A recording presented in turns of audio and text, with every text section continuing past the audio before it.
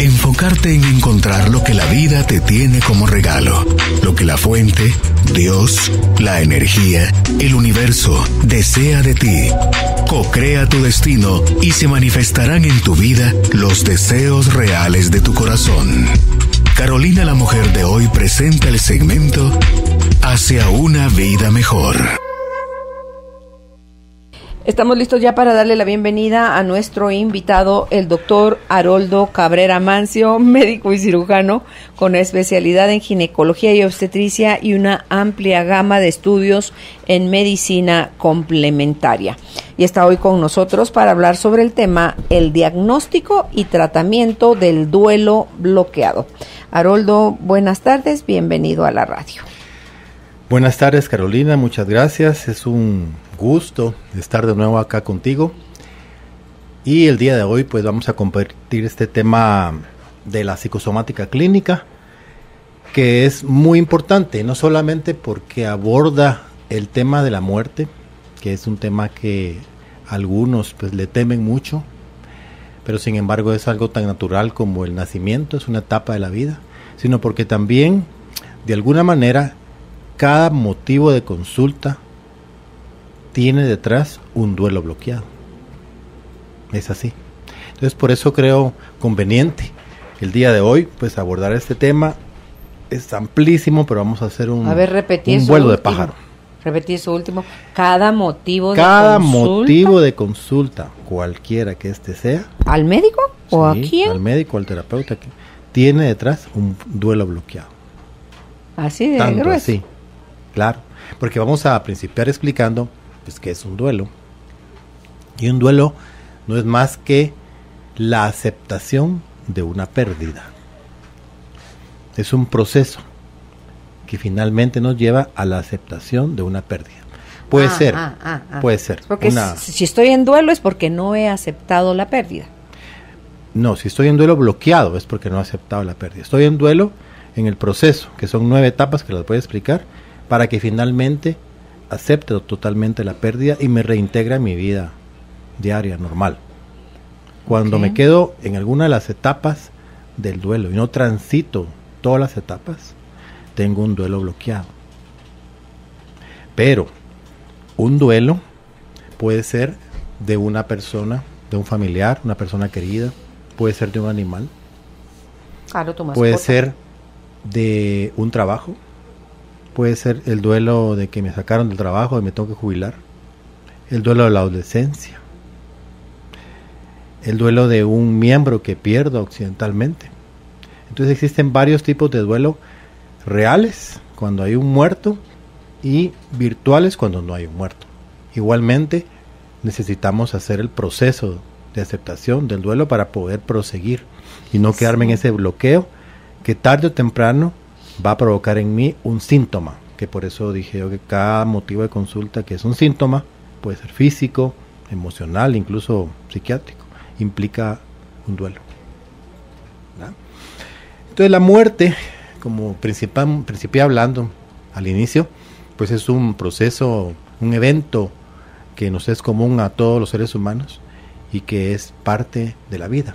Así como nacemos un día, también morimos. Es natural. Lo que pasa es que en diferentes culturas pues se ve a veces un poco distinto, porque no es lo mismo la visión cristiana de la muerte que la visión budista de la muerte o la visión hindú de la muerte. Varía. Y eso es muy importante entenderlo y estudiarlo y analizarlo. Pero sin embargo, el tema es cuando la muerte ocurre de manera inesperada, cuando no es una muerte justificada, cuando no es una muerte natural, porque no es lo mismo la muerte de mi abuelo de 90 años que la muerte de mi primo de 15 en un accidente automovilístico dramático. El primero se puede manejar como el cierre de un ciclo, como un programa natural. Se ve más natural. Un programa biológico. Claro, me duele, y voy a explicar por qué es el dolor, pero me es mucho más fácil procesarlo, caminar todas las etapas del duelo y finalmente aceptarlo. Pero cuando la muerte es una situación dramática, una situación injustificada, injustificable, Entonces eso es muy fácil de que vaya a producir un bloqueo en cualquiera de sus etapas, porque no es una situación que yo esperaba, no es una situación natural, es una situación antinatural. Se entiende, por ejemplo, que una persona fallezca después de sus hijos y no antes, ¿verdad? O perdón, antes de sus hijos y no después, que no vea morir a sus hijos, porque si pasa esto, que es un orden invertido, pues va a representar una situación anormal, una situación dramática. Un aborto, por ejemplo, un niño pequeño que muere en un accidente, una enfermedad terminal, todo lo que es la guerra también, todo tipo de muertes de guerra, crímenes, todas esas situaciones dramáticas llevan detrás un duelo bloqueado. El duelo puede darse en la etapa que estoy viviendo, o sea, en la etapa actual de mi vida, lo cual tiene una forma de manejo que vamos a compartir, pero también puede darse en mis ancestros, en cuyo caso es una muerte que no me pertenece, es un duelo que no me pertenece, pero que puede estar relacionado con un drama del pasado, de mi clan, que impactó de tal manera al clan, que vino después, que me alcanzó. Por ejemplo, el asesinato, el suicidio, ¿cómo se llama cuando uno se mata a sí mismo? El suicidio. Suicidio es eso, sí. El que te maten, asesinato. Asesinato. Entonces, todas esas cosas que están calladas muchas veces, que ni se saben, Haroldo, se supieron en el momento, pero de ahí cállese, ni se hable ni se pronuncie más esto. Así es. Por dolor o por vergüenza. La palabra clave aquí es calladas, veladas, detrás, ocultas, el silencio. Entonces, todo ese tipo de muertes que implican un ocultamiento, ya sea porque fue un drama inaceptable, porque fue una vergüenza, o porque fue una situación inesperada, totalmente dramática, va a quedarse contenido en la psicología del clan y va a tener que resolverse más adelante, porque todo drama debe de repararse. Eso es una ley, todo drama se repara. Cuando esto ocurre, que es una situación del pasado, se llama un drama transgeneracional, un duelo transgeneracional, y no le pertenece al consultante, a la persona. Sin embargo, lo puede manifestar con una enfermedad física o con un síntoma emocional, una sensación de vacío, porque toda muerte, toda pérdida, más bien dicho, porque hablamos de que duelo puede ser no solo de un fallecimiento, va a implicar un vacío, y ese vacío va a tener que llenarse de alguna manera. Lo logremos hacer o no, va a ser un intento constante y permanente de ir llenando ese vacío. Por eso es muy importante comprender en psicosomática cuáles son las etapas o los contenedores en los cuales podemos encontrar los diferentes conflictos. Uno de ellos es la etapa actual, que viene desde los 7 años hasta el momento presente.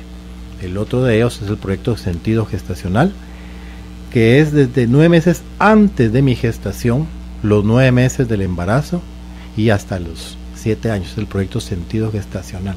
Y antes que eso, de personas, de ancestros, de familiares que no los conocí, se llama transgeneracional. Entonces es el inconsciente familiar y el inconsciente personal, y si va mucho más allá, pues el inconsciente colectivo. Una vez identificado en dónde está el drama, en dónde está el bloqueo, el duelo bloqueado, podemos recomendar diferentes estrategias terapéuticas de trabajo. Es importante hablar ciertos conceptos basados en lo que acabo de explicar. No es lo mismo un duelo coyuntural de un duelo estructural. Un duelo coyuntural es un duelo que inicia en un momento dado de mi vida.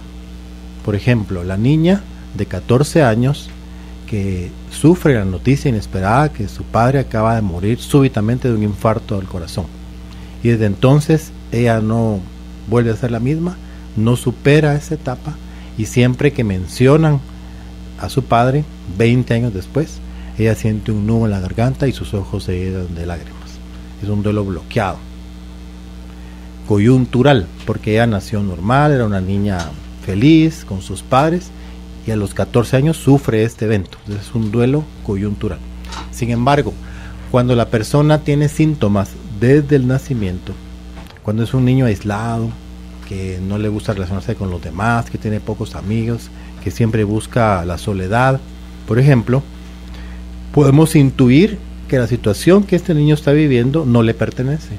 Y al hacer la investigación, como tú bien lo has dicho, encontramos, por ejemplo, que el bisabuelo fue una persona que se suicidó y que sufrió por una crisis económica, un ahorcamiento, y que de hecho vivía algo similar con un paciente que me consultó, yo lo he contado por acá, por una sensación de ahogo que le sobrevenía todas las noches desde chiquito, y lo llevaron con todos los pediatras, lo llevaron con neurólogos, pararon con psiquiatras, psicólogos, y nadie le pudo dar una solución a su problema.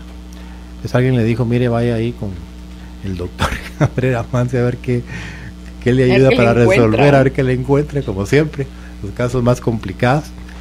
Y estábamos en el estudio precisamente de los duelos transgeneracionales, y me llamó la atención, lo primero, yo lo he contado acá, que, ¿cuál es tu nombre? Pues era un muchacho como de 17 años y me dice, me llamo Tacho.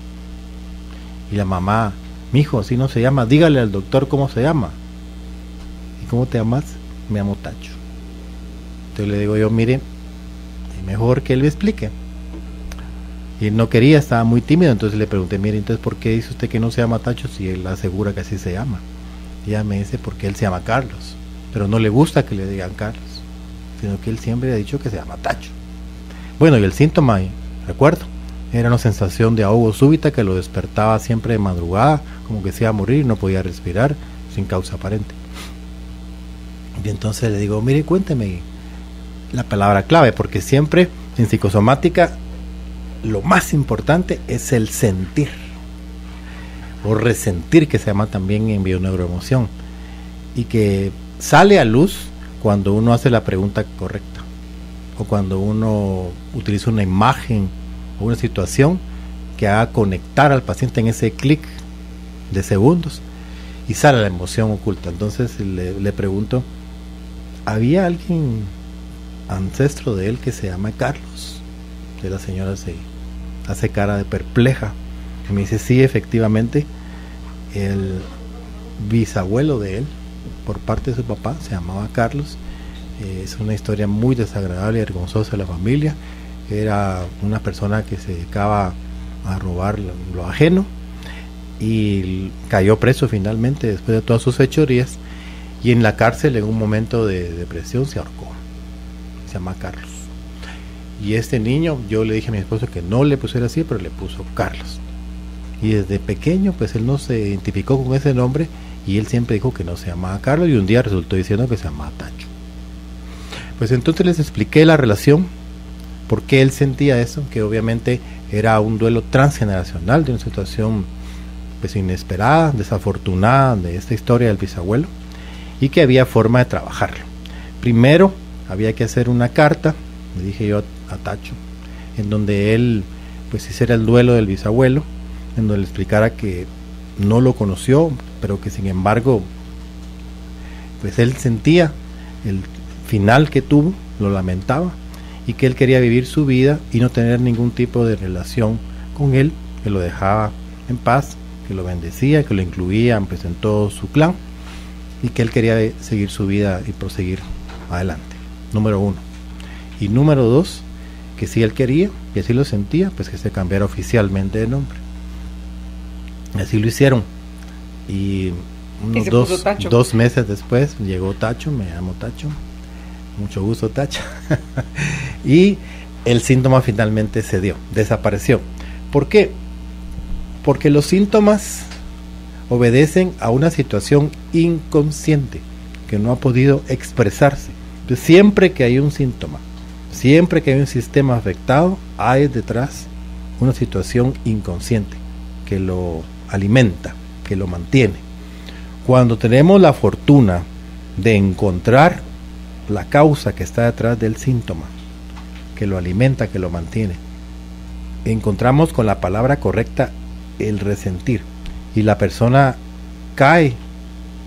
le cae el 20, como decimos, que esa situación es Ahí se resuelve. Se resuelve, porque se hace consciente. Cuando el inconsciente se hace consciente, podríamos decirlo así, el síntoma ya no tiene razón de ser. Y es algo muy fabuloso, es una fortuna realmente, y tristemente no siempre tenemos la posibilidad de poderlo trabajar. ¿Por qué?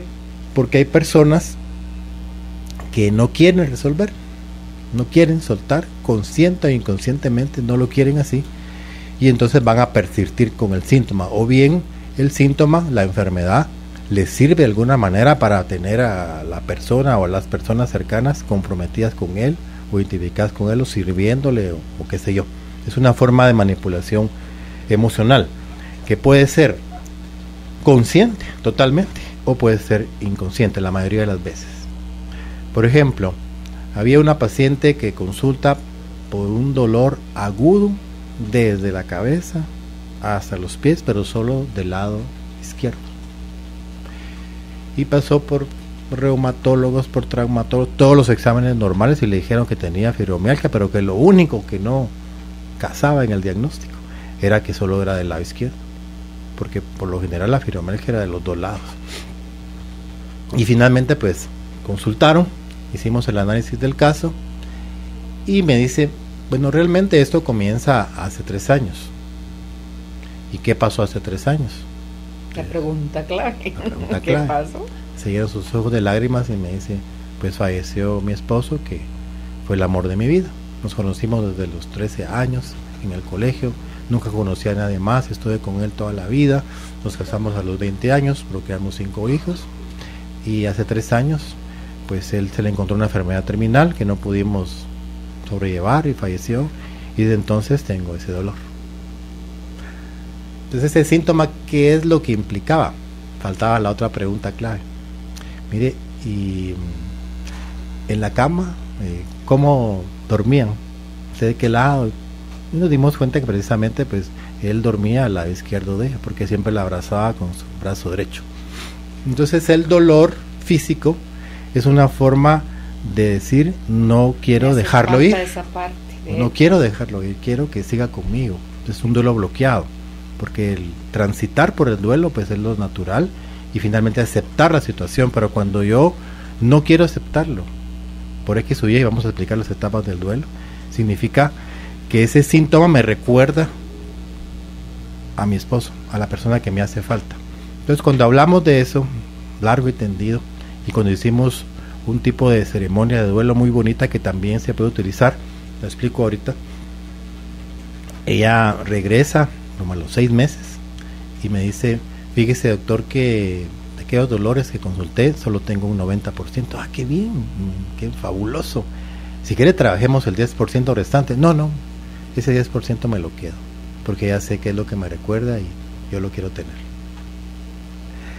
Entonces yo puedo concluir que en psicosomática, si tenemos un resultado de más del 60%, pues es un éxito.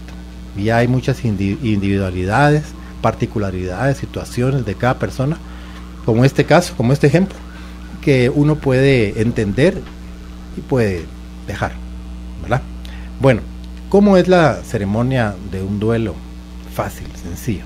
Bien, conseguimos una fotocopia de la fotografía del muerto. La colocamos en una mesa un poco larga, como de unos 50 metros, y ponemos una veladora algo grande encendida en la mañana. Hacemos una ceremonia de despedida, de oración, de respeto, pues cada quien como lo sienta, como sea su costumbre, su creencia, y esa fotografía pues poco a poco la vamos moviendo desde el lado izquierdo hasta el lado derecho, mientras la vela se va apagando, y cada cierto vamos a ver cómo va, la vamos moviendo, que es la línea del tiempo, y vamos haciendo y dialogando con la persona todo el tiempo. Y al final del día, cuando la foto llega al extremo derecho, pues la quitamos de ahí, la podemos quemar, y las cenizas pues las podemos esparcer, no en el jardín de la casa, sino en un lugar X, en el cementerio, un río, donde sea, o las podemos enterrar pero fuera de la casa, y finalmente despedimos a la persona. ¿Por qué funciona? Porque el inconsciente trabaja a base de símbolos. siempre. Es un símbolo de este tipo, un ritual de este tipo es necesario. Es por eso que en todas las culturas existen diferentes rituales del duelo, de la despedida de la persona que hace falta. Es muy importante eso, esa situación de ese ritual. El tiempo en que más o menos el duelo se debe de procesar, se debe realizar, es de 6 meses hasta 2 años máximo. Si encontramos una persona que dice, fíjese doctor, que yo siempre hablo con mi esposa que falleció y en la noche le cuento cómo me fue en el trabajo y le digo que hice esto, que hice el otro y que si se recuerda cuando salimos a esto. Mire, ¿y cuándo se murió su esposa, señor? Hace 30 años.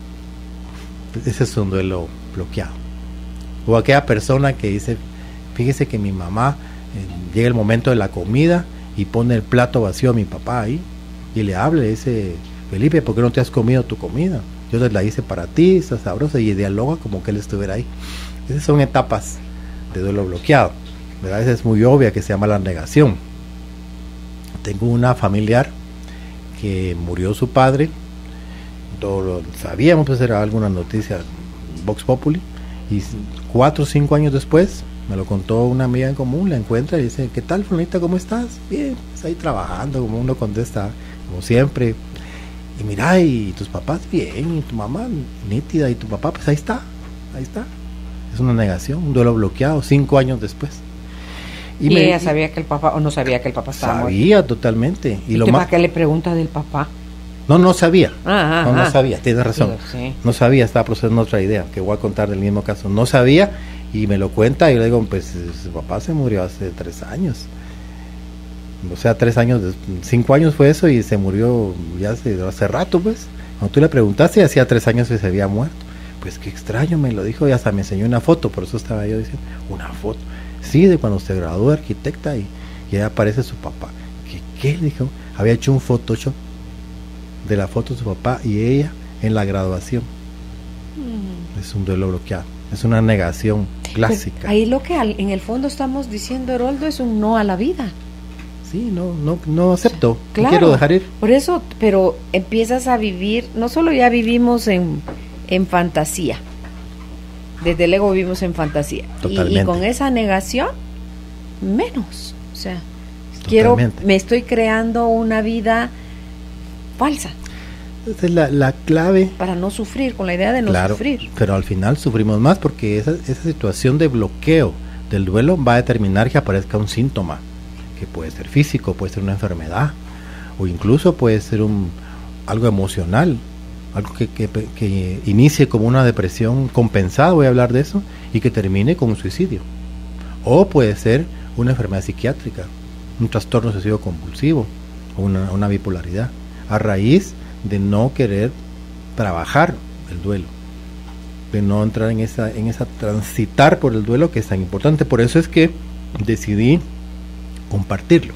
Y vuelvo a insistir, no estamos hablando necesariamente del fallecimiento de un ser querido, que es lo que uno entiende por un duelo, de una muerte. Estamos hablando también de un cambio. Cualquier cambio en nuestra vida que implique después un vacío que llenar es un duelo.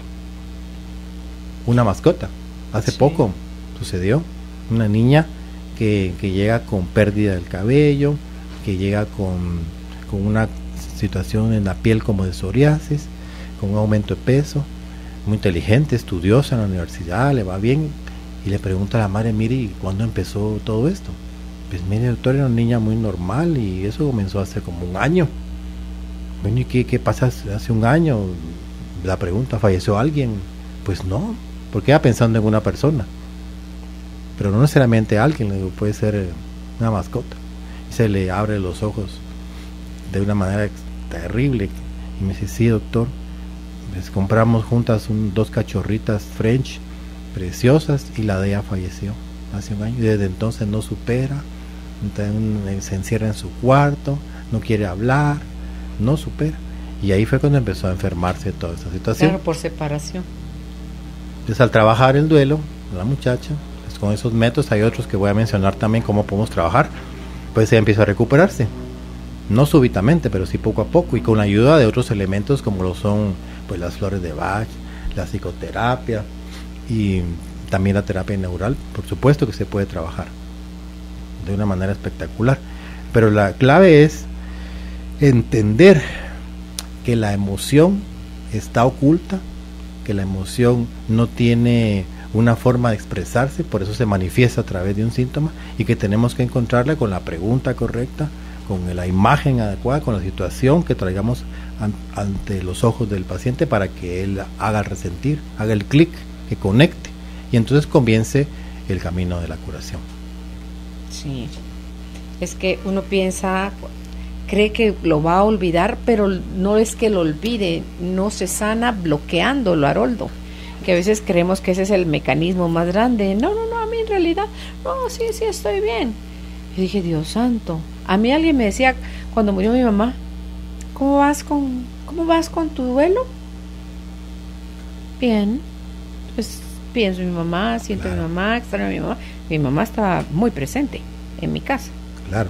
Y yo soy sensible a percibir esas cosas, entonces ahí estaba, le platiqué, pero mi cierre con ella en vida fue muy bonito, todos los años de terapia y de proceso y de cosas y de aceptación, que eso era lo que tocaba. Y como mi proceso ha seguido, Haroldo, yo digo, yo no sé si tuvieran algún termómetro o algún barómetro, ¿cómo se le llama eso para medir cómo está el duelo? Te voy a decir, ¿sabes cómo se llama? ¿Oja? Pelómetro. ¿El pelo se te cae? No, se eriza. ¿sí el pelómetro habla mucho de cómo está el grado fríos de la emoción. Sí, si uno es atento a la carne de gallina, es el pelómetro. Estoy bien, gracias a Dios. Claro, sí, pero como yo expliqué, no es minimizarlo, pero no es lo mismo la muerte de una persona mayor que de un niño que comienza la vida y que no esperábamos en lo absoluto que falleciera. Ese es un drama terrible, que cuesta mucho superar, o de una persona joven después de una enfermedad severa a la cual no pudo superar, es un vacío terrible. O lo que mencioné, que lo que uno espera es que los hijos pues lo entierren a uno, el proceso natural, pero cuando se enfrenta a la persona a la situación tan dolorosa de enterrar a un hijo, es un duelo bloqueado. Así y lo siempre. tremendo, Haroldo, es que se van sumando las pérdidas. Así es. Y eso te va llevando a estados de depresión, de apatía, de aislamiento, hasta de indiferencia de algunas cosas. La partida de un hijo, ya sea porque fue a la universidad y se fue a Europa a estudiar 5 años, es un duelo para una madre. O porque se casó, típico. Peor de la mamá chapina, es típico. Se fue del nido y es una depresión terrible y hay que trabajar con ella. Es un duelo. Pero un ejemplo de un caso, la muchacha tiene 30 años, es una muchacha agradable, inteligente, atractiva, y no consigue novio, y no consigue establecer relaciones duraderas, y mucho menos la posibilidad de un matrimonio. Platicando con ella, pues en la dinámica de la casa, vive con sus papás y ella sola. Sin embargo, la tercera. ¿Y por qué es que está sola en la casa? Porque mi primer hermano pues murió a los 15 días. Y el segundo hermano, no sé la verdad cómo, pero a los 5 años se fue a vivir con mis abuelitos. Y después nací yo. Entonces ella es una hija de sustitución. La llanta de repuesto, que dice Salomón. Es una hija que existe gracias, entre comillas, a que muere su primer hermano y el segundo hermano abandona la casa. Entonces ella existe gracias a sus hermanos. Entonces más soy como una niña y estoy con mis padres, más merezco vivir, más estoy viva. Es terrible. Entonces cuando uno trabaja eso es difícil. Las personas a veces logran entenderlo, trabajarlo y salir de eso, y a veces no. Situaciones muy complicadas en donde ella está en un círculo en que no puede salir, ¿verdad? Claro, salir de eso le equivale a muerte. Exactamente, porque estoy viva gracias a mis hermanos. Entonces mi papel es ser la niña de mis papás toda la vida. Imagínate. Tremendo. Podemos hablar entonces ahora un poquito de las fases del duelo, y para ello yo quiero mencionar en primer lugar a Elizabeth Kubler-Ross. Elizabeth Kubler-Ross es una médica suiza, chaparrita, que vino a Nueva York muy joven. Ella es especializada en tanatología, que es la ciencia que estudia la muerte. Hasta ese entonces no se tenía mucho conocimiento del manejo de estas cosas, y fue ella precisamente la que es un parteaguas en la tanatología, un antes y un después, la que describe con puntualidad por primera vez las etapas del duelo y la forma en que se deben abordar, y empezó a ayudar a mucha gente. De hecho, el final de Elizabeth es fabuloso porque ella trasciende a las razas, trasciende a las religiones, y en su sepelio el símbolo de ella era una mariposa. Fue precioso porque asistieron pues bautistas del sur, indios tabajaras, asistieron budistas, católicos, había gente de todas las religiones que ella pudo ayudar en su sepelio. Y al finalizar, pues cada quien participó, alguien hizo una lectura, alguien hizo unos cantos, alguien dio unas palabras, cada quien según su creencia, y al final soltaron miles de mariposas. Sí, en el sepelio de Elizabeth. Que le estoy pidiendo a Judith que vea si está en PDF, La Rueda de la Vida.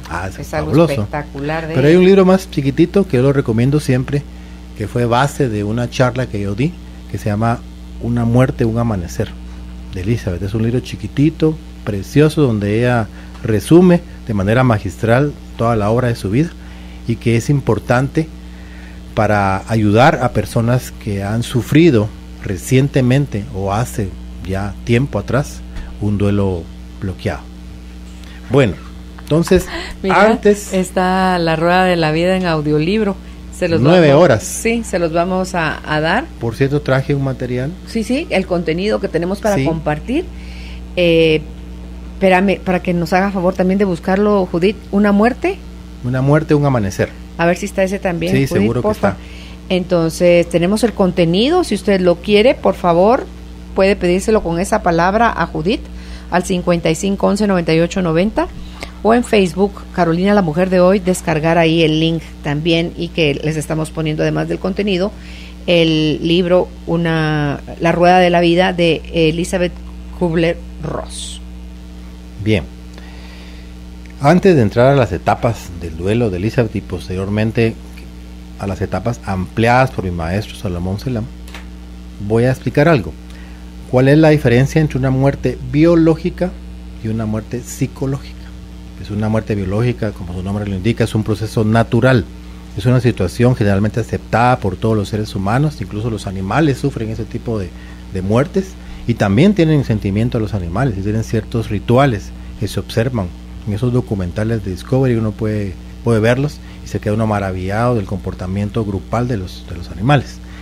Y la muerte psicológica, que la clave es la carencia del fallecido, es la imposibilidad de verlo, es la imposibilidad de tocarlo, de los sentidos, de escucharlo, de olerlo, de percibirlo. Es el duelo del cuerpo, el duelo físico. Ese es el duelo psicológico. Pues eso es lo que más duele. Es lo que más duele. La ausencia. Es lo que hay que trabajar, ¿verdad? Hay un modelo interesante de Salomón que se llama el duelo global, el duelo tridimensional, que lo voy a tratar de tocar rápidamente, pero vamos a entrar entonces a las etapas del duelo. Entonces decía yo que Elizabeth Kubler-Ross, esta fabulosa tanatóloga suiza que le debemos tanto, descubrió que para transitar adecuadamente por el duelo hay 5 etapas básicas. La primera es la negación, la segunda es el regateo, la tercera es la tristeza, que es la que todo el mundo entiende y ha visto y cree que solo eso existe, la más común. La cuarta es la rabia, la cólera, y la quinta es la aceptación. Ahora, Salomón Selam, mi maestro de psicosomática, habla ampliamente en su libro El Yacente 2, porque en el Yacente 1 pues describe su aporte más importante a la comunidad psicosomática, que es el Yacente 1, y en el Yacente 2 él describe todas las etapas del duelo y propone diferentes manejos para cada una de ellas y ejemplos abundantes del Yacente 2. El primero entonces es la negación de la realidad, el shock. Por ejemplo, 3 muchachos que estudiaron la secundaria, fueron muy cercanos, muy íntimos, que fueron de Capiusa, que enamoraron a las mismas patojas, que iban a las kermeses. De repente, 10 años después, Uno de ellos pasa por una carretera, es un caso real, y observa a las ambulancias, a la policía y un listón negro en un carro que está completamente destruido. Y cuando se acerca, él ve que sus 2 amigos de la infancia están muertos. Un accidente fatal de un camión de combustible que se desvía en el camellón central y se encuentra de frente con este carro donde viajaban esos 2 amigos y mueren instantáneamente. Lo primero dice, es imposible, no lo puedo creer, es imposible, esto no es cierto, eso no lo estoy viendo, esto estoy soñando. Ese es el bloqueo en el shock, en el bioshock, en la negación de la realidad. Pero mucha gente se puede quedar en esa situación, en esa etapa. Y es el caso que conté de la familiar que 5 años después, ¿cómo está tu papá? Ahí está en el bien. Photoshop. Es una negación, sí, totalmente. Y hay que trabajarlo, hay que identificarlo. Si ella quiere salir de ahí. Si quiere salir de ahí. Sí. Porque también tú has dicho algo muy importante. Hay que respetar a las personas, pues, en su privacidad, y hay que esperar el momento justo para trabajar. ¿Cuál es el momento justo para trabajar? Cuando ellas mismas lo piden, cuando ellas hacen una toma de conciencia y ven la necesidad de trabajarlo y consultan y piden ayuda. Antes no. Es igual como cuando trabajamos con adictos. Que por cierto, un duelo de una separación de una persona amada, de un gran amor o de un amor tóxico, no necesariamente siempre se trabaja igual, porque más aquí lo que estamos viendo es una codependencia, es una adicción. Entonces la persona lo siente más en las vísceras, en las tripas, es una situación en la cual no puede salir de eso y busca siempre a parejas que se le parecen por rasgos unarios. Rasgos unarios son similitudes en cuanto a trabajo, por ejemplo, con textura, forma de ver, tics, la forma de la cara, la forma de caminar, son rasgos unarios. Todos con la barbita. Entonces, candado. Busca a la persona, reincide, el mismo nombre o el mismo diminutivo. Hace poco tuve un caso interesantísimo de una muchacha que consulta porque no puede tener hijos, y cuando ella me cuenta su historia me sorprende y me dice, pues fíjese, doctor, que me manda a mi suegra. Bueno, no es mi suegra porque mi primer esposo falleció. ¿Cómo que no es su suegra? Bueno, sí, porque la sigo viendo, la sigo tratando, y sabe usted que ella se llama igual que yo, igual que la mamá de su esposo fallecido. Bueno, ¿y cómo está esto? Sí, no digo el nombre, Carmen, yo me llamo Carmen. Ah, se llaman igual, no son dobles, ¿no? Se llevan a las mil maravillas, tienen una relación como de melcoche y andan de arriba para abajo, y además esta persona dice, mire, y hasta me parezco en sus gustos, en su forma de vestir, yo la admiro, ella es mi heroína. Por eso es que el muerto se fijó en ella. Claro, buscó a su madre, pero algo más, el muerto se llamaba Godofredo, Carlos Godofredo, le decían Godo. Ah, qué interesante. Y cómo, bueno, y lo que me dice es que fíjese que falleció en un accidente terrible de carro hace 10 años. Y procreamos una niña que tenía 1 año, y desde entonces pues yo estaba con mi niña. Y ¿qué más? Pues que también murió mi papá en el accidente, iban juntos los 2. ¿Y cómo se llama tu papá? Se llamaba Alfredo. El Godo, Fredo. Y Alfredo, claro. Pero no empieza ahí la historia, porque a mí si no podemos tener hijos, porque se casó por 2ª vez, y ya probamos con mi esposo, y ya fuimos con el especialista en infertilidad, me hicieron todos los exámenes a Dios y por ahí, fuimos a Estados Unidos, me sometí a un proceso de reclutamiento de óvulos con la última tecnología, sufrí un montón de inconvenientes, efectos secundarios, me subí, me hinché, y nada, doctor, nada. Y entonces fue cuando le pregunté yo, ¿y por qué te casaste por 2ª vez? Y me dice, y me cuenta la historia del duelo. Y le digo yo, ¿el diagnóstico tuyo sabes cuál es? Le digo yo. Duelo bloqueado. No le pregunté, sino le afirmé. Le dije, esto es un duelo bloqueado. Y empieza a llorar. Inmediatamente el nudo en la garganta.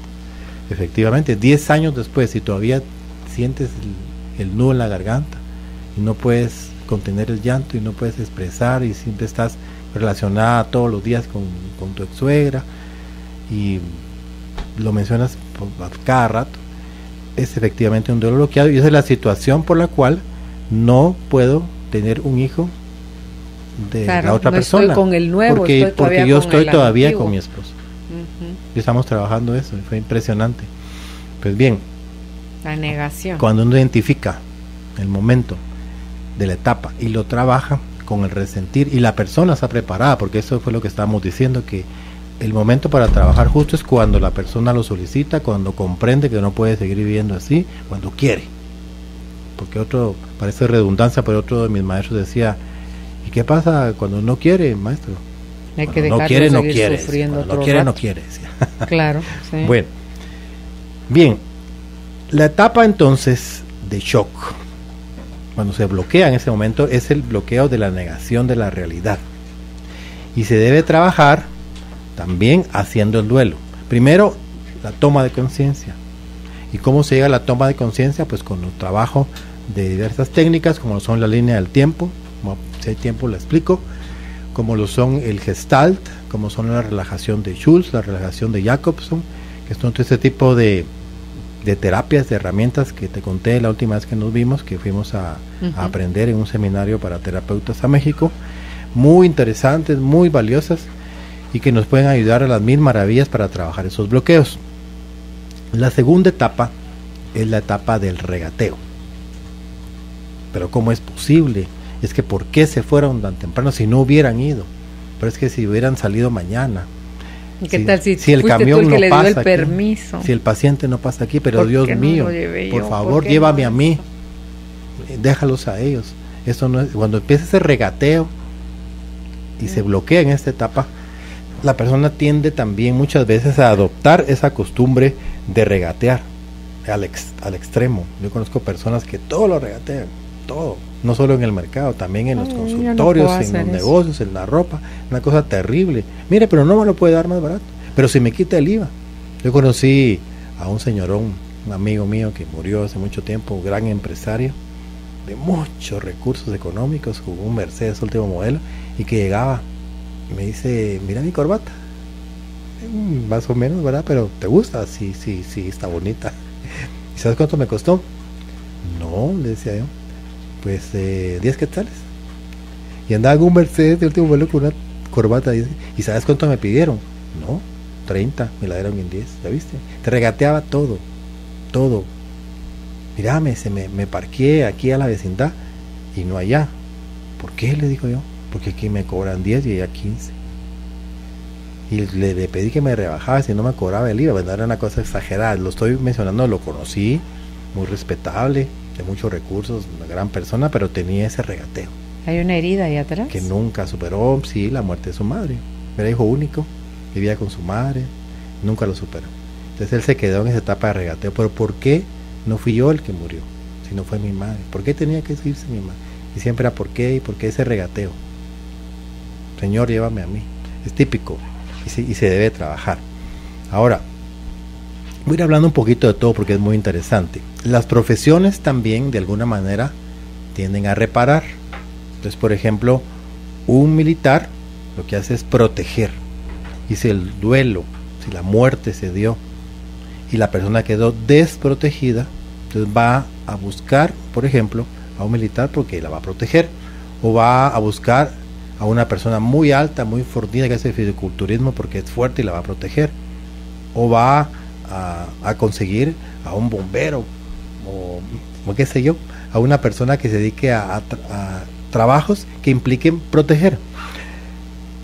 También puede ser que la persona haya sufrido una gran situación de escasez económica durante el fallecimiento de la persona, y entonces va a tender a reparar más adelante casándose con un negociante, porque el negociante lo que hace es conseguir generar dinero para mantener, para la manutención.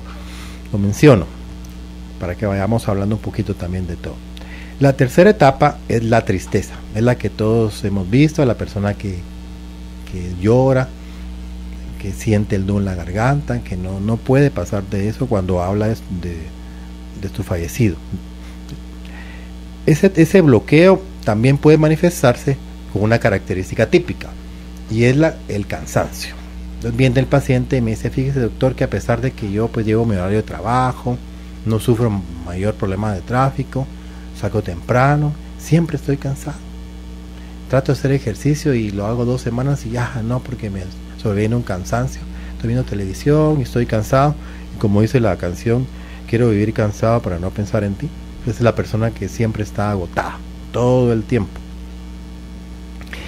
Eso implica que detrás hay una depresión. Entonces quería aprovechar para explicar. El workaholic, por ejemplo. Bueno, si está cansado, esa es una, voy a explicar qué es eso. Es una depresión compensada. Ahorita voy a explicar eso. Pero estoy hablando de las personas que siempre están agotadas y que cualquier cosa les aburre, y que siempre están oscuras, de capa caída, tienen una depresión de base. El cansancio crónico, sin explicación, sin ninguna enfermedad, por supuesto. Es un síntoma típico de una depresión. Ahora bien, hay 6 escalones de la tristeza.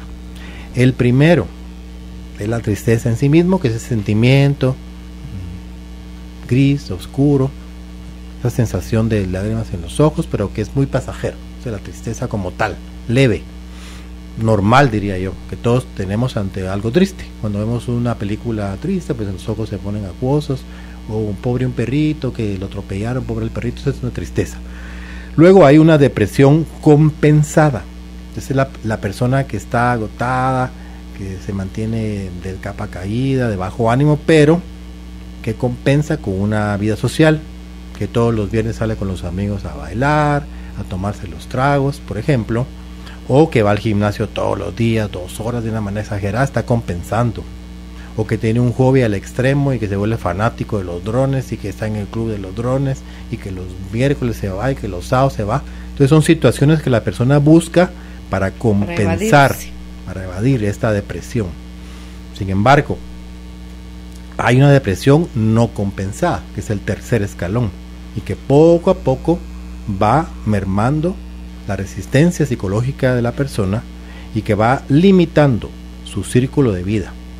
Poco a poco, ya no quiere salir, ya no quiere hablar con ninguno, termina la jornada de trabajo y se va a su casa corriendo, ya no sale, se aísla. Incluso lo podemos observar con la vestimenta. Son personas un poco descuidadas, que a veces usan 2-3 días la misma ropa, que uno ve que no tiene aseo personal. Podría ser también una persona que está entrando en una depresión no compensada. Y eso es terrible, porque es el inicio de la psiquiatría. Es una persona que amerita un tratamiento psiquiátrico, que tiene que ser medicada, que debe llevar un proceso terapéutico, porque si no va a caer en otro escalón, que es la melancolía, que es el cuarto escalón. Y el círculo se hace más pequeño todos los días, y es la persona que vive en su mundo. Prácticamente tiene 0 sociabilidad, no habla con nadie, la comida le da igual, si le sale de casa o no sale, le da igual. Se puede quedar sin moverse todo el día, es la melancolía, ya es una depresión más profunda. Luego sigue la desesperanza. Entonces la persona empieza a perder sentido, ya no quiere trabajar porque no le ve sentido, permanece en su mundo sin moverse y no le da alegría a nada, ni al comer, deja de comer, deja de hablar, deja de moverse. Esa es la desesperanza. O sea, ni lo que le gustaba le gusta. Ya nada. Y el sexto, pues es el suicidio. ¿Por qué? Porque no puedo ver a mi niño. Y la única forma de ver a mi niño es el suicidio. Tengo que morir para ver a mi niño. Cuando sabemos todo esto y vemos a una persona que lleva ese camino, pues entonces tenemos que animarla, tenemos que procurar que no llegue a la sexta grada, sino que antes de eso consulte a un especialista y sea tratado. Pues la mayoría de personas, siento yo, que en algún momento de la vida pues se manejan o nos hemos manejado en depresiones compensadas, y que luego, haciendo un balance, como decía el doctor Palacios, mi amigo, que le dice, mire, la vida es cosas buenas, cosas malas, y usted tiene que hacer un balance y mantenerse y ponerle más peso de este lado para que no se descompense. Eso es una depresión compensada. Cuarto, bloqueo de etapa, el bloqueo de la ira. ¿Y cuál es lo que está detrás de la ira? La injusticia. Hay una frase muy bonita que... ¿Peleas con Dios o peleas con la persona si es que iba manejando a alguien más? Peleas con todo el mundo. Sí. Una persona que cascarrabias es porque va a pelear con todo el mundo. Y lo voy a mencionar porque es una historia muy conocida en Nevaj, porque es una persona famosa de principios del siglo pasado, don Isaías Palacios, el famoso Chalila, lo voy a describir, es ancestro del doctor Palacios y ancestro de mucha gente Palacios. Si es de Nevaje, es descendiente de Chalila. Era una persona chaparrita, como de unos 58, más mujeriego que el que se dice que tuvo 60 hijos. ¿Te imaginas? Con diferentes personas. Pero su característica más importante no era esa. Era el hombre más cascarrabias del mundo. El gruñón de los enanitos se quedó corto. Un hombre cascarrabias, gritón, enojado, que le tenían miedo. Era un demonio de Tasmania, don Chalila. Mujer, Dios mío. Severo. Llegó a ser tan famosa su característica de la rabia que él manifestaba cuando se enojaba, que los niños que nacieron en años posteriores, cuando eran enojados, le decían, pareces Chalilita. Y mencionaba a la gente, era anecdótica la rabia de ese hombre, imagínate. Lo menciono porque entonces decía Salomón que el molino de la ira lo mueve el río de la injusticia. Entonces eso es injusto, no puede ser, es que la persona fue la que, el camión que fue el que se atravesó en contravía y mató a los otros. La vida es injusta, todo es injusto, la persona vive enojada porque todo lo ve a la luz de la injusticia. Siempre está enojado, cualquier tema. Cuando vemos una persona como don Chalila, que siempre está enojado, detrás hay un duelo, bloqueado, seguro. Entonces, ¿qué tenemos que hacer? Tenemos que ayudar a esa persona a sacar la ira. ¿Y cómo la vamos a sacar? A través de una gestalt. ¿Qué es la gestalt? Muchos han visto esos programas de reality show en donde practican la gestalt y ponen a una persona a trabajar un conflicto y todos observan y lo pasan al frente y le dicen, bueno, esta almohada es su enojo. Usted pela la almohada, grite, maltrátela, sos un hijo de tantas y haga todo lo que quiera con la almohada y saque. Es una gestalt. Es una oportunidad en que la persona puede finalmente sacar todo lo que tiene, esa rabia que tiene ahí metida, y es muy liberador. En este seminario que tuvimos la oportunidad, taller de asistir hace poco, se hizo varias gestalt impresionantes y lo primero era, bueno, usted va a hacer una carta con todo lo que usted siente que es injusto, con todo lo que le molesta de la persona que la ofendió y hace la carta. Y después va a pasar al frente y va a sacar toda su rabia contra la carta. Y era terrible, las personas sacaban una ira, pero como que hubiera sido ayer y fue hace 15 años, imagínate. Y al final paraban rompiendo la carta y que sos aquí, que tu madre pinche no sé qué, tantas. Y al final de eso había una liberación total en los ojos de las personas y realmente había un cambio. Entonces es una gestalt típica. ¿Y uno cree que el que está pasando no tiene nada que ver con uno? Cosas de uno también salen ahí. También, porque es una salen terapia. A bailar, pero no es casualidad que uno esté viendo eso. Por supuesto, es una terapia colectiva. Claro, también. Claro. Ya hay una herramienta interesante que se llama el psicodrama analítico y que es como la terapia o técnica que antecedió a las constelaciones de Bert Hellinger. Entonces, bueno, no sé si tú has tenido la oportunidad. ¿Quién será el creador? Gente que estuvo antes. Porque el psicodrama, Jodorowsky es famoso con el psicodrama. Psicodrama analítico. Okay. No sé si has visto tú has visto constelaciones, sí. Sí, sabes tú que las personas no hablan, ajá, sino que las personas pasan y están dramatizando a través de sus gestos, sus movimientos, sus posturas. En cambio, en el psicodrama, por ejemplo, vamos a trabajar a la fulanita. Ella tiene un conflicto con su madre porque su madre la prefería a su hermana, qué sé yo. Entonces la fulanita pasa a una silla y observa. Entonces las personas que van a participar son ella misma, que la representa a otra persona, la mamá, el papá y la abuela que tiene que ver, y la hermana que está muerta, entonces la acuestan y está muerta y ahí está. Pero no hacen gestos y no se mueven, sino que hablan. Y entonces la persona que está representando a la paciente empieza a hablar y a reclamar a la madre. Y madre, ¿tú por qué no me preferías a mi hermana? ¿Y por qué me hiciste cuando era niña? Pero es así muy espontáneo. Muy espontáneo, pero como tú dices, como es una sincronización colectiva, las palabras que dices son sorprendentes porque la persona que está trabajando con el psicodrama son las palabras que hubiera querido decir. Y después la madre dice, le responde lo que la persona nunca supo que estaba detrás de la preferencia, entre comillas, de la madre. Entonces se entiende por qué la madre la trató así. Y y después la llama a la madre y se abrazan y hay una sanación muy interesante. Y luego el padre, que siempre estaba ausente, pues también participa y dice, mi hija, lo que pasa es que yo siempre hice esto, el otro, y lo que te quiero decir es esto, es fantástico. Pero hablan. Sí, pero es que, o sea, ahí hacen una improvisación de un diálogo totalmente. Que uno diga, ay, ¿de dónde se formó y dijo esas cosas? Sí. Es porque lo están recibiendo la información del árbol genealógico de la persona que está constelando, ¿ves? O sea, se abre el campo. Totalmente. O sea, eso es, a mí me impresiona la maravilla que tiene esa herramienta para sanar. Bueno, se llama un psicodrama analítico y tú me conoces que la mayoría de las veces necesito tener mucha información, mucha explicación, análisis, comprensión para asimilar las cosas. Entonces me gustó el psicodrama analítico porque yo comprendía al 100% el móvil del tratamiento, la dinámica, platicaban con un diálogo que yo comprendía, que iba hilando, que iba siguiendo, incluso le iba copiando, entonces me resultó muy interesante y valioso. Hubieras dicho boigundas. Jamás. Jamás. Pero qué divertido. No quiere decir que una constelación familiar, que también he tenido la oportunidad de observar, no sea una herramienta valiosísima.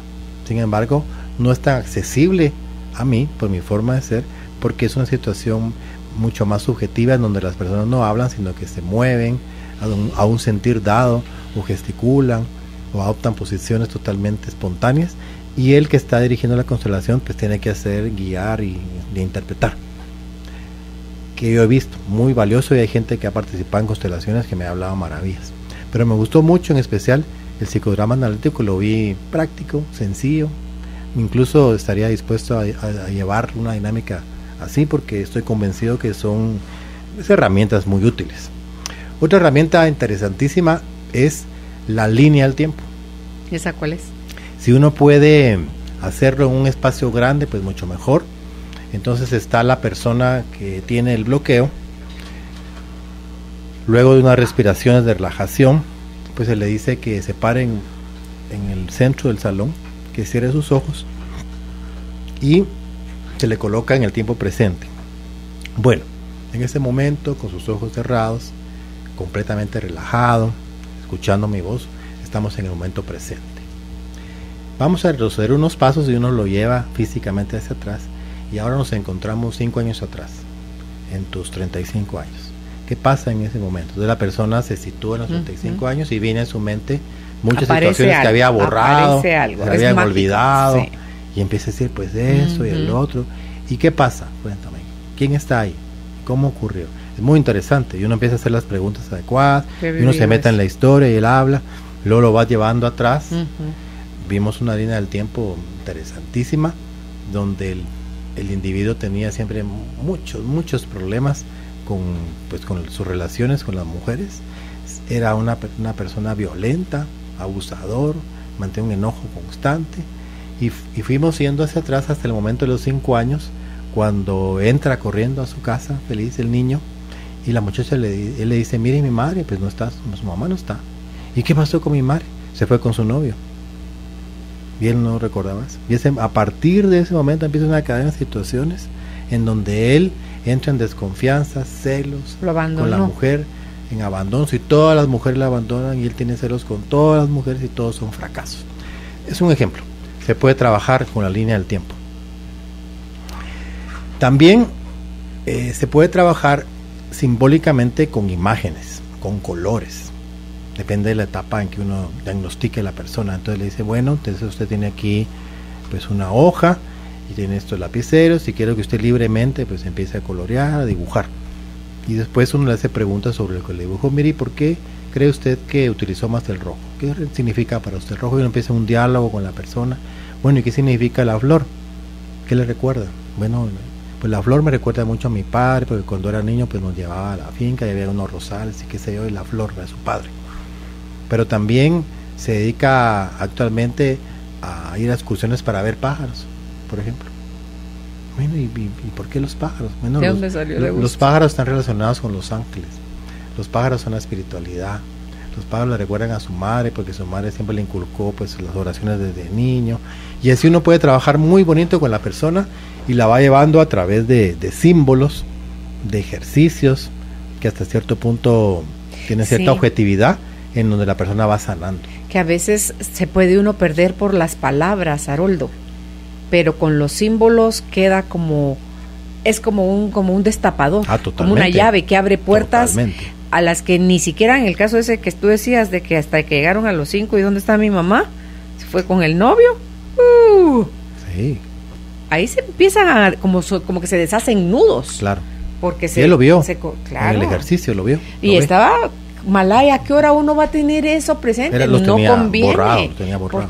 Claro, es que ¿cómo me protejo, Haroldo? Porque tener todos los días el pensamiento de mi mamá ingrata me dejó, es como que muy doloroso. Entonces mejor le pongo tierrita, lo guardo bajo 3 llaves y no pasa nada. Pero va a llegar el momento en el eso va a que empezar a hacer un daño terrible. Claro. Y que tenemos que procesarlo o nos morimos. Y lo lindo es que cuando aparece es porque estamos listos ya para sanarlo.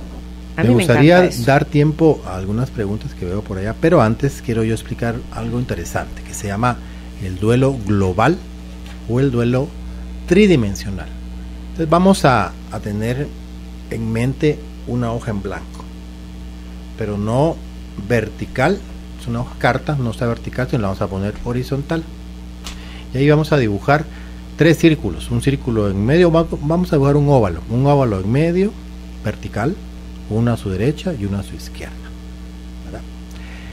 En el lado izquierdo, en el primer óvalo, vamos a el ginecólogo, la mujer, el huevo. ¿Sí? Hay tantas cosas que platicar rápidamente. Hay personas que tienen lo que se llama el síndrome del gemelo perdido, o el síndrome de la placenta perdida, o hay personas que son alérgicas al huevo. Como el inconsciente habla por símbolos, y son personas que cuando uno hace el análisis, por ejemplo, pueden tener la historia de que fueron gemelos, que en algún momento del desarrollo se murió su hermano, y entonces tiene una alergia al huevo porque el huevo es el otro hermano. Es un tema que podríamos hablar solo de eso. Lo menciono porque hablé del óvulo. Entonces dibujamos 3 óvalos. Dibujamos 3 óvalos verticales en una hoja horizontal. Entonces el primer óvalo, el de la izquierda, ahí puedes ir haciendo el dibujito. Aquí, sí. 3. Que tienen forma de huevo precisamente porque son óvalos. El primer óvalo de la izquierda es el duelo del cuerpo. Es el duelo de la carencia. Carencia. Sí, que yo lo mencioné. Es el duelo psicológico. No lo puedo ver más, no lo escucharé más, no lo puedo percibir más, no lo puedo besar más. Todos los sentidos. En el centro, en el óvalo del centro, tenemos el duelo de la emoción. Totalmente la emoción, lo que significa para mí, todo lo que significa para mí, lo que yo siento emocionalmente cuando ya no está, en su ausencia. Y el tercero, el óvalo de la derecha, es el duelo del recuerdo, un duelo de la mente. Los 3 se pueden interrelacionar con flechas en un sentido y otro. Pero ¿qué tenemos que hacer para ayudar a la persona para poder sobrellevar su duelo, para poder aceptar finalmente su duelo? Lo que tenemos que hacer es trabajar más en el duelo del recuerdo, porque el duelo de la carencia, el duelo psicológico, el duelo de la emoción, es imposible que lo podamos llenar porque la persona ya no está, se murió, es un hecho que no podemos revertir, pero sí podemos trabajar en el duelo del recuerdo. ¿Y cómo lo vamos a hacer? Pues hay varias formas. Una de ellas, vamos a conseguir todas las fotos con la persona fallecida, los momentos bonitos, cuando fuimos a México, cuando estuvimos en el cumpleaños del primo Juan, cuando estuvimos en los 15 años, cuando se graduó, todas las fotografías que podamos conseguir. Y la persona, el deudo, la persona que sufre de la carencia de su muerto, va a trabajar todos los días a una hora dada con las fotografías y las va a observar. Va a llenar su mente de recuerdos de la persona fallecida, va a hablar con ella, va a tener oportunidad de estar con su muerto una hora al día con las fotos, todos los días, todo lo contrario, lo que sea, lo que venga, todo lo contrario que te dice, no, cómo va a ver una foto, que mejor que ni la admire, todo lo contrario, va a tener un momento sagrado de poder estar con la persona amada que ya no está y compartir a través de las fotos. Ese ejercicio, hacerlo todos los días a 1 hora, le va a ayudar a llenar su mente de recuerdos. Y cuanto más recuerdos tengo en mi mente, menos peso va a tener el duelo de la carencia físico y el duelo de la emoción.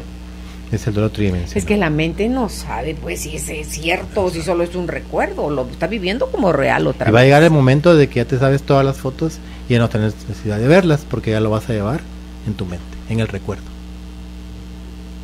Ya. Entonces va a ser Recuerdos mucho más positivos. fácil de sobrellevar Claro, la parte que del duelo de y no la poderlo carencia. tocar, de no poderlo oler, de no poderlo ver. Y la O emoción, la emoción. ahí se sustituye un poco, digamos, la tristeza por todo lo que lindo que se Lo compartió, positivo. ¿verdad? Muchas personas tienen el duelo bloqueado porque piensan que si no lloran todo el tiempo a su muerte, si no lo extrañan todo el tiempo, lo van a olvidar. Es mentira, no es así. Queda el recuerdo de la persona. Eso nunca se olvida. Llega un momento en que ya no hay Llega un dolor, momento en que ya podrá no hay haber dolor. nostalgia. Claro, tú tienes el recuerdo bonito, pero ya no tienes el dolor. El problema es vivir con ese dolor en una etapa de bloqueo. Bien, Ok. platiquemos un poquito aquí de Dice las acá, buenas tardes, preguntas. ¿algún procedimiento para aceptar la pérdida de un empleo en el que estuve 11 años? Perdí mi empleo en noviembre del año pasado. Sí, es un duelo típico, no es un duelo de un ser querido, pero sí es un duelo de perder un empleo y de enfrentarse a una situación nueva. Bueno, habría que ver en qué etapa está de ese duelo. Por ejemplo, en el shock de que no me puedo pasar a mí, que no puede ser, todo eso. O en un regateo, ¿por qué no sacaron al fulanito? ¿Por qué me sacaron a mí? Entonces, dependiendo del diagnóstico, la etapa en que se encuentra, se puede trabajar. Porque las diferentes etapas, hay unas etapas que son femeninas, o yin, y otras etapas que son masculinas, o yang. Y dependiendo de la etapa, así va a ser la estrategia a utilizar. Puede ser una relajación, por ejemplo, de Jacobson, o puede ser una línea del tiempo, o puede ser una gestalt. Porque si él está en un bloqueo de la ira, vamos a decir, en el ejemplo, y el jefe es un hijo de tal y no puede ni recordar al jefe porque se le retuerce las vísceras. Por cierto, la vesícula biliar en medicina china va a manejar lo que es la injusticia, lo que es la ira y lo que es la ira contenida, la rabia, el rencor, injusticia, ira, es vesícula biliar, el meridiano de vesícula biliar. Entonces, por ejemplo, decía yo que si está bloqueado en la ira, pues puede hacer una gestalt, puede ser una carta con todo lo que siente de lo que lo sacaron, con esa rabia, y puede después solo o en compañía de alguna persona de confianza o de un terapeuta sacar en viva voz esa rabia en la carta, decirlo con llanto, con cólera, a sacar todo lo que le molesta, y finalmente ese ejercicio podría ayudarlo a salir adelante de un bloqueo de la pérdida del empleo en la ira. El yin es el femenino. El yin es el femenino. El femenino sería la tristeza y la aceptación. Sí, correcto. ¿De veras? Pues, claro, la rabia es masculina. Claro, igual que la negación y el regateo. Sí, así es. Ah, Muy bien. pura intuición. Dice, hace 11 años mi prometido falleció asesinado. A los pocos meses de su partida me salió una mancha en el lado izquierdo del pómulo. Nada como inventar, diga usted. Me salió una mancha en el lado derecho del pómulo. Esa mancha persiste y han salido otras. He probado varios tratamientos, desde lo más simple hasta los más caros. No han funcionado. En mayo del 2017 falleció mi perro. Era lo último que me había regalado él. En las últimas 2 semanas he recibido varios mensajes de diferentes personas relacionadas con que no he cerrado mi duelo. ¿Qué opina? Muchas gracias. La información será atesorada. Gracias por la pregunta. Definitivamente vemos un duelo bloqueado de 11 años de evolución y que se mantuvo vivo el duelo a través del perro, que lo recordaba. Pero una vez fallece el perro es un doble duelo, porque el duelo del prometido y el duelo del perro que lo representaba es como la historia que conté de la persona que pierde a su papá, que se llamaba Alfredo, y pierde a su esposo, que se llamaba Godofredo. Es un duelo doble, es fuerte. Y la mancha en el lado derecho es la carencia de las caricias, del beso del amado en el pómulo. Es donde generalmente pues uno da un beso, en el pómulo, en en el cachete. Eso significa la mancha. Entonces, trabajando el duelo bloqueado, podríamos limitar el aparecimiento de las manchas, podríamos superar finalmente esos 11 años de no transitar adecuadamente el duelo y podríamos iniciar un camino de curación, de sanidad. Y los tratamientos que no han funcionado en el pasado podrían fácilmente comenzar a dar resultados. Ok.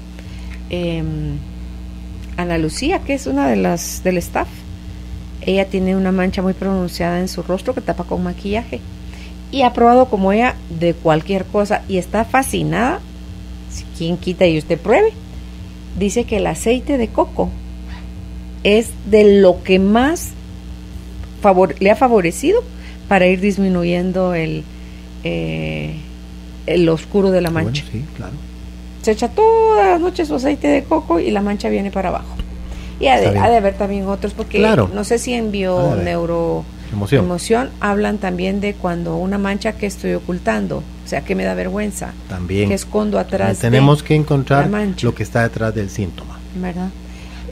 La segunda dice: doctor, buena tarde, mi mamá murió hace 24 días.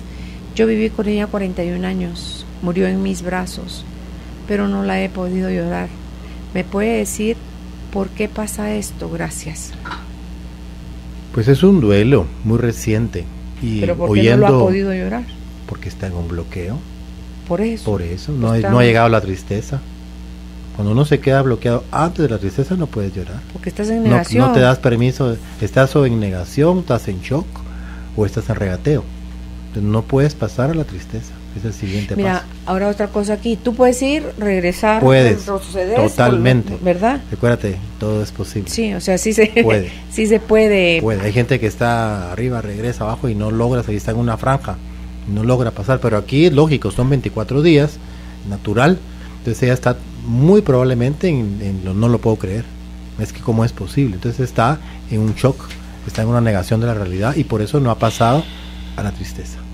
No ha podido llorar a su madre. Cuando pasa por el enojito, la rabia es porque me dejó sola y ahora qué voy a hacer yo, con quién voy a comer, con quién voy a platicar, con quién voy a compartir, con quién bla, bla, bla.